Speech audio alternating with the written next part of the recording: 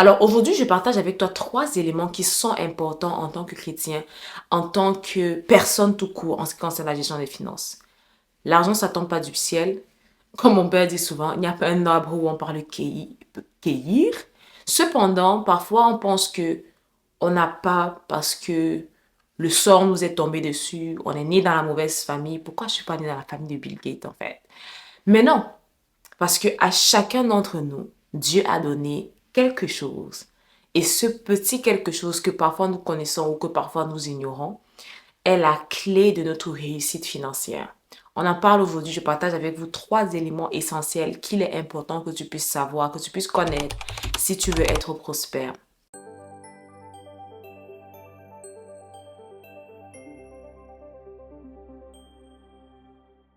Bonjour à tous, bienvenue à votre émission Chrétienne Vivre pour Christ. Mon nom est Alice Abicoud, nous sommes de retour avec une nouvelle vidéo.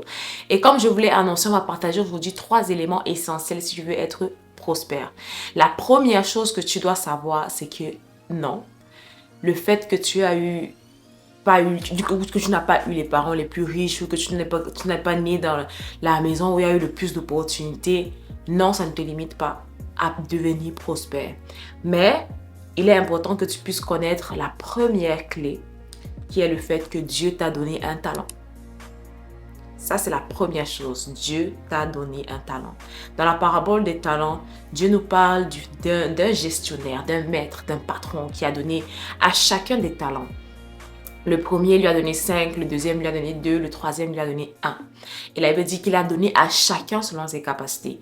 Donc en fait, c'est très équitable ce que le maître a fait. Il n'y a pas de discrimination parce qu'à chacun, il avait été donné selon ses capacités. Donc celui à qui on a donné 1, c'est parce qu'on pensait qu'il était à même de pouvoir gérer ses 1. Celui à qui on a donné 5, c'est parce qu'on pensait qu'il était à même de pouvoir gérer les 5 talents. Et la Bible dit que le maître est parti, il a fait du temps. Énormément de temps. Donc, il n'a pas mis la pression. Il les a laissé du temps.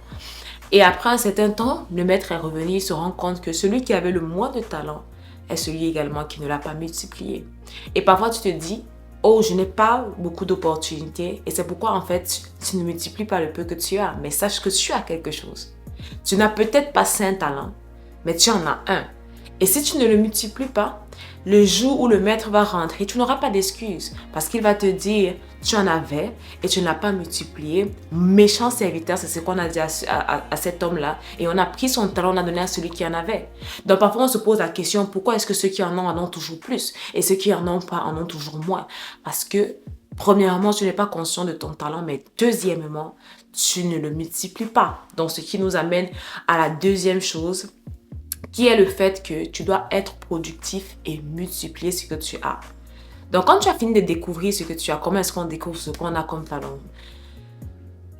Généralement, c'est obvious, c'est vraiment assez flagrant. Regarde comment est-ce que tu as grandi, regarde les choses que tu aimes, les choses que tu n'aimes pas. Vraiment, arriver à un certain âge, je vais dire, arriver à l'âge de la puberté, bon, disons vers 16 ans, 17 ans, en principe, tu dois déjà connaître les choses sur lesquelles tu es doué. Ça doit être un peu plus évident, mais si c'est que tu doutes, tu peux poser les questions autour de toi.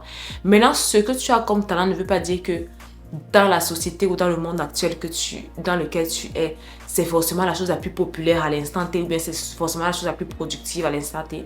Mais il faut que tu aies la sagesse de savoir justement comment le multiplier et être productif. C'est pourquoi j'ai dit le deuxième point, c'est la productivité et la multiplication.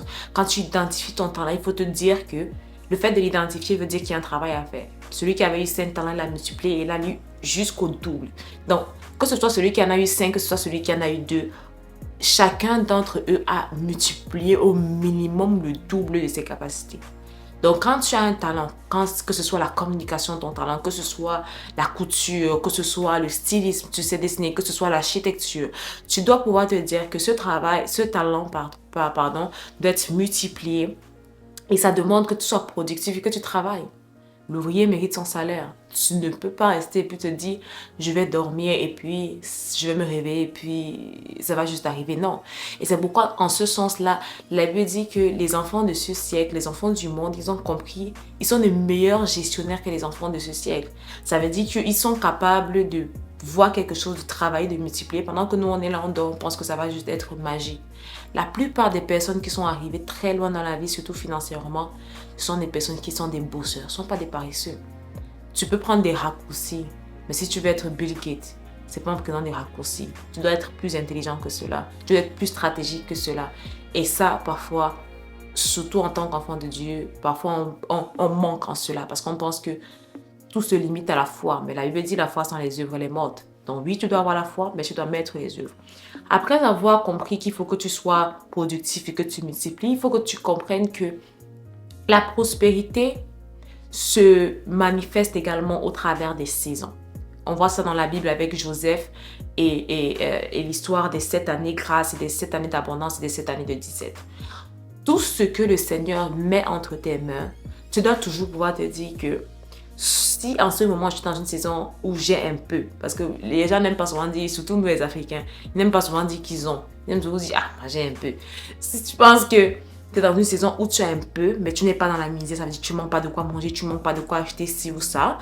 Tu dois comprendre que les 7 saisons d'abondance, généralement précèdent les 7 années de disette.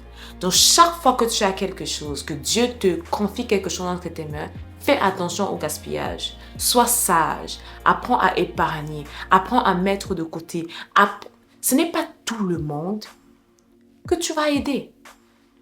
Même si tu es multimilliardaire, même si tu es Bill Gates, tu ne peux pas aider tout le monde. Bill Gates qui est multimilliardaire, s'il prend ses milliards aujourd'hui et il dispense à la population entière, ça ne va pas leur faire devenir riches. Ça ne va pas faire en sorte que chacun, que tous puissent payer leur loyer. Peut-être ça peut les aider sur un court terme, peut-être pour 1 an, peut-être pour 2 ans, peut-être pour 5 ans. Encore, je parle de la population entière. Mais ça ne pourra pas les aider à vie. Donc, tu ne peux pas aider tout le monde. Il faut vraiment te libérer de cela. Moi, je crois au fait qu'il faut donner, mais je crois également qu'il y a des personnes à qui Dieu t'a assign, c'est-à-dire assign, c'est quoi encore? C'est comme si genre il t'a guidé à des personnes spécifiques. Tu n'aides pas tout le monde. Et aussi, il ne faut pas, en voulant tellement aider, encourager les gens à être paresseux. Parce que, comme je vous ai dit, à chacun, Dieu a donné quelque chose. Dieu t'a donné peut-être 5 talents, tu as envie d'aller prendre ton talent pour aller donner à celui qui a 1. Alors qu'il va faire quoi? Il va l'enterrer parce que le 1 même qu'il a eu, il était à l'enterrer. Donc, le but, c'est pas juste d'aider les gens sans sagesse. Il faut aider avec de la sagesse. Il faut comprendre que tu ne peux pas aider tout le monde. Mais il faut comprendre que tu as 7 années devant toi. 7 années d'abondance, 7 années de disette. Dans les années d'abondance, tu dois préparer les années de disette. Donc, on parle de gestion de finances, on parle de gestion budgétaire, fais tes budgets. On parle on appelle ça quoi là, de savings, des épargnes, fais des épargnes, mets de côté, entasse pendant l'été. La Bible dit que faites comme la fourmi, elle entasse pendant l'été. Ne sois pas oisif, ne sois pas paresseux. Ce que Dieu t'a donné, la force, le souffle de vie, l'énergie, travaille, multiplie. Parce que c'est ton travail, c'est ton devoir. Lorsqu'on parle de prospérité, n'attends pas que Dieu fasse ce que toi tu es censé faire. Il a sa part à jouer, il va te faire grâce, peut-être sa faveur pour que tu trouves grâce devant les hommes, bien pour que l'intelligence ou la connaissance, mais le travail en lui-même, c'est toi qui dois le faire. Donc comme je l'ai dit, à un moment donné, il faut comprendre qu'il y a des saisons. L'autre chose que je veux dire ici, c'est qu'il faut que tu saches il faut que tu saches reconnaître où tu es dans la vie. Si je suis étudiante et que je travaille et que je gagne 20 000 francs par mois, je ne peux pas prendre tous les 20 000 francs et aller m'acheter un sac de 15 000 francs. Ça ne fait pas de sens. Mon père dit souvent, mets le manteau où tu peux décrocher. Si je suis un travailleur et que je gagne 50 000 francs le mois, je ne peux pas aller m'acheter une voiture de 2 millions. Ça ne fait pas de sens. Je ne peux pas aller vider mes épargnes pour aller m'acheter une voiture à 2 millions. Donc, il faut que tu comprennes que chaque étape de la vie vient avec des moyens financiers que tu peux ou ne pas afford. Ça veut dire, afford, c'est quoi? Moi, ça le problème quand tu parles de long. Je ne me vante pas. Mais tu ne peux pas afford. Ça veut dire que tu ne peux pas te le permettre. OK? Donc, si je suis ici au Canada étudiante internationale et que je travaille et que je gagne 1 000 $ par mois et que sur les 1 000 $, je dois payer mon loyer à 600 $, je ne peux pas aller m'acheter un sac à main à 200 $. Ça ne fait pas de sens. Et il y a beaucoup d'Africains qui ont un problème avec ça. C'est que, on veut paraître, on veut... Ah, non, il faut qu'on sache aussi que moi aussi, je vis en bang, j'ai la nouvelle voiture. Tu pars chercher une voiture que tu as pris à crédit. Les gens voient ça sur la photo, mais en fait, tu as pris la voiture à crédit. Il y a beaucoup d'Africains, vous êtes ici, vous avez le dernier iPhone, mais c'est à crédit. Ou vous êtes allé acheter et vous épuisez financièrement les parents. Mets ton manteau où tu peux décrocher. Si tu ne peux pas décrocher, laisse. Attends que tu sois à ce niveau. Chaque chose a son temps. Chaque chose a son temps. Donc, ça rejoint vraiment la pensée encore de la gestion, d'être des bons gestionnaires. Chaque chose que Dieu te donne, met entre tes mains. Ne dilapide pas. Après, tu vas commencer à déranger les gens. Et je veux mettre ce dernier point ici, avant avant qu'on puisse se laisser. Si tu es dans une période de ta vie dans laquelle c'est difficile financièrement pour toi, et où peut-être que tu dois demander de l'aide, n'aie pas la mentalité de mendiant. Ça veut dire de la main tendue, que je demande pour demander encore demain, pour demander encore après-demain. Non. Aie la mentalité de, est-ce que quelqu'un peut, si quelqu'un doit m'aider, est-ce que ce que la personne-là peut me donner, est-ce que je peux penser à mettre sur pied un business, même si c'est tout petit. Même si, je me rappelle par exemple, il y avait une dame, elle lançait son business de folerie. Quelqu'un l'a bénie avec 50 000 francs. Elle n'a pas pensé à prendre les 50 000 francs, aller juste acheter la nourriture qui va la suffire pendant 2-3 jours. Ça suffit quelqu'un ou ça suffit à quelqu'un. Va lui suffire pendant 2-3 jours. Mais elle a pensé à faire le business de folerie. Bon, si tu ne connais pas c'est quoi le folerie, c'est le jus d'hibiscus. C'est comme un jus qu'on vend, qu'on retrouve généralement en Afrique. Et qu'on vend, je pense qu'ici au Canada aussi, on en vend un peu plus. Donc, elle a commencé à développer le business de folerie avec 50 000 francs. Je connais d'autres personnes qui ont développé avec 50 000 francs le business de crêpes. Bref, elle a la mentalité de quelqu'un, je dois multiplier, pas la mentalité de mendiant. Et aussi, quand tu arrives sur quelqu'un qui ne peut pas t'aider, tu commences par développer de l'amertume. Pourquoi est-ce qu'ils ne font pas? Je vous ai déjà dit ça. Personne n'a oublié t'aider. Si quelqu'un le fait, rends grâce à Dieu, dis merci à Dieu. Même nos parents, on ne leur dit pas assez merci. C'est vrai, ils ont des devoirs envers nous. Nous avons des droits. Mais à la fin de la journée, n'ayons pas la mentalité de « Oh, il doit prendre soin de moi ». Parfois, on est là, on a 26, 27, 28, 29, 30, 31, 35 ans. Et on fait toujours comme si on avait 2 ans. Et on a la mentalité de comment est-ce que si même mes parents m'aident, si même telle personne m'aide, est-ce que je peux avoir la mentalité de multiplication et non de mendiant.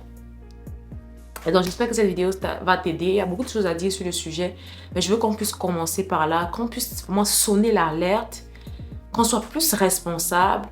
Parfois le problème c'est pas Dieu, parfois le problème c'est pas le jeûne et la prière, parfois le problème c'est juste que tu n'es pas conscient de ces choses, tu n'es pas conscient que tu as un talent, tu n'es pas conscient qu'il y a des saisons, tu n'es pas conscient qu'il faut que tu sois productif, tu n'es pas conscient qu'il faut que tu sois un bon gestionnaire, tu n'es pas conscient de gérer vraiment les finances que Dieu te donne, de pouvoir savoir quelles sont les dépenses que je peux faire, ce que je ne peux pas encore faire, et qu'est-ce qui est mon niveau, où est-ce que je peux mettre mon manteau, où est-ce que je ne peux pas encore le mettre.